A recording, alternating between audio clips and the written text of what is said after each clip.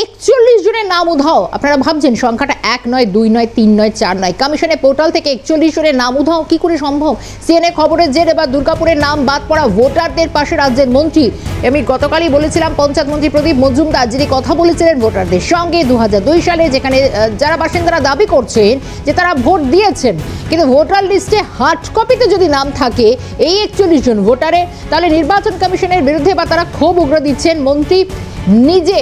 তিনি বলছেন প্রদীপ মজুমদার এই গোটা বিষয় তিনি ভোটারদের পাশে রয়েছেন। অন্যদিকে পাল্টা আতঙ্ক তৈরির অভিযোগ বিজেপি বিধায়ক লক্ষণ চন্দ্র ঘড়ুই, যে অভিযোগকারী এবং যারা বলছেন 41 জনের নাম নেই, কোথায় গেল, হট কপিতে নাম রয়েছে। একে একে অভিযোগগুলো আগে শুনবো। ভোটার লিস্টে নাম নেই, ছেলে অনলাইনে দেখছে মা আমাদের নাম নেই, আমাদের কোয়ার্টার নাম্বার নেই। আমরা 95 সালে আমাদের কার্ড হয়েছে, 2002 ভোট দিয়েছে, 25 পর্যন্ত ভোট দিয়েই যাচ্ছি, তাহলে আমাদের নামটা কেন যাবে বাদ বলুন?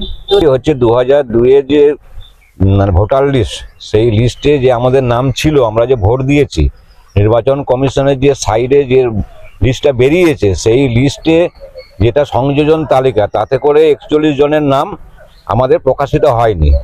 আমাদের দাবি হচ্ছে ওই 41 জনের নাম দ্রুততার সাথে প্রকাশ করা হোক। যে মুখ্য নির্বাচন কমিশন যে বলেছেন একজন বৈধ ভোটারের নাম যাতে কাটা না তার ব্যবস্থা আমরা করব, কিন্তু বাস্তবে দেখা যাচ্ছে যে ওনারা 41 জনের নাম এই লিস্ট থেকে বাদ দিয়ে দিয়েছে। তা আমাদের দাবি হচ্ছে নির্বাচন কমিশন নিরপেক্ষভাবে যদি করে, তাহলে আমাদের এই 41 জনের নাম ওয়েবসাইটে বার করা হোক, এটাই আমরা চাইছি। আপডেট জানবো আজকে কি পরিস্থিতি। আমাদের সঙ্গে টেলিফোন লাইনে রয়েছেন আমাদের প্রতিনিধি রাজেশ সিংহত। রাজেশ, গতকাল থেকে এই ঘটনা সামনে আসার পর একটা কমিশনের বিরুদ্ধে যেরকম ক্ষোভও জানাচ্ছেন, বিষয় হচ্ছে এই 41 জনের নাম তোলা কি সম্ভব? তারা বলছেন কমিশনের পোর্টালে এবার এই নামটা নথিভুক্ত করা হোক। আর কি কি আপডেট পাচ্ছি আমরা? দেখো সোমবার অর্থাৎ আজকে কিন্তু দুর্গাপুরের মহকুমা শাসক তাদেরকে ডেকে পাঠিয়েছেন এবং একটা হেয়ারিং এর কথা হয়তো হলেও হতে পারে এমনটা মহকুমা শাসক আগেই জানিয়েছিলেন।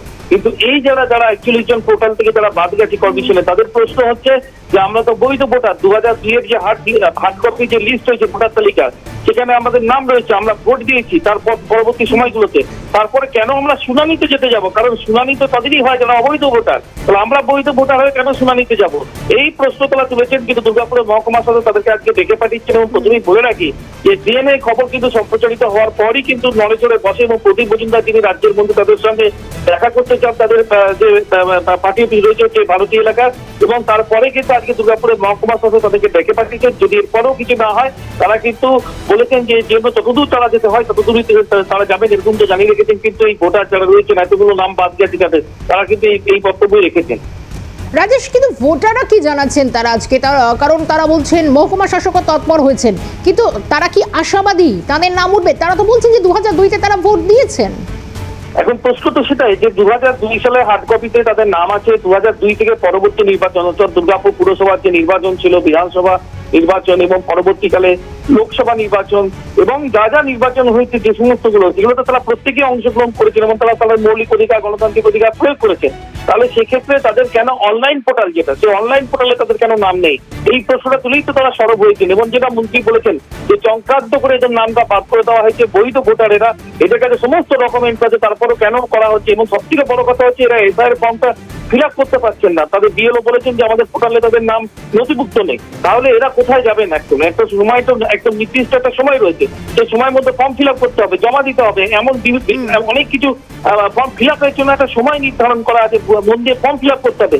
এর মাঝে পড়ে কিন্তু এরা রাতের ঘুম উড়েছে। তারা বলছেন যে তাহলে এতগুলো কাজ একসঙ্গে কি করে আমরা করবো যদি নামটাই নথিভুক্ত না থাকে আমাদের অনলাইন পোর্টালে।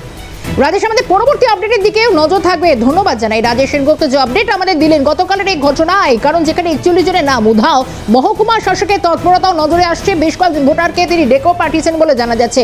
মহকুমা শাসকের বক্তব্য শুনবার সঙ্গে গতকালই প্রদীপ মজুমদার তিনিও ভোটারদের সঙ্গে কথা বলেছেন। দুজনের বক্তব্য শোনাবো। নেই অ্যাকচুয়ালি বিএলওকে আমরা বলবো ব্যাপারটা নিয়ে। ওনাদের কাছে আমাদের যেটা 2002 এর লিস্ট যেটা সিও পোর্টালে রয়েছে, সেই লিস্ট ওনাদের নাম নেই, কিন্তু তার পরের একটি লিস্টের মধ্যে নাম ওনারা শো করাচ্ছেন। বিএলও ওদের বাড়িতে যাবেন এবং যে ফর্ম তো অলরেডি ওনারা পেয়েছেন, ওনারা সাবমিশনও করবেন, কিন্তু তারপর তারা মেবি তাদের নাম হেয়ারিংয়ের জন্য ডাকা হবে এবং তখন তো ওই ভোটার লিস্টের পাতাটা এবং সাপোর্টিং যে ডকুমেন্ট আছে 13টি ডকুমেন্ট, সেটা নিয়ে গেলে কিন্তু খুব সহজেই তাদের নাম থাকবে। ওনাদের কোনো চিন্তার আলাদা করে কোনো কারণ নেই। অত্যন্ত দুঃখজনক তৃণমূল কংগ্রেস তার যে সহায়তা কেন্দ্র করেছে এবং আমাদের যে বিএলএ টুরা আছে তাদের কাছে বলতে পারেন, সহায়তা কেন্দ্রে হলেও তারা বলে দেবেন। যারা 2002-এ ভোট দিয়েছেন বা যাদের হার্ড কপিতে নাম আছে, চক্রান্ত করে তাদের নাম শুধু বাদ দেওয়ার চেষ্টা হচ্ছে তাই নয়, তাদের হ্যারাস করা, তাদের দুশ্চিন্তা বাড়ানো এবং ওই যে শোনেন যে ম্যাপিং করেছে আসল যে সংখ্যা আর এখন 25-এ যে সংখ্যা 2002-এর সংখ্যার থেকে সেটা ম্যাপিংয়ে বাদ হয়ে। বিজেপি বিধায়ক লক্ষণ চন্দ্র ঘোড়ই কি জানাচ্ছেন শুনবো।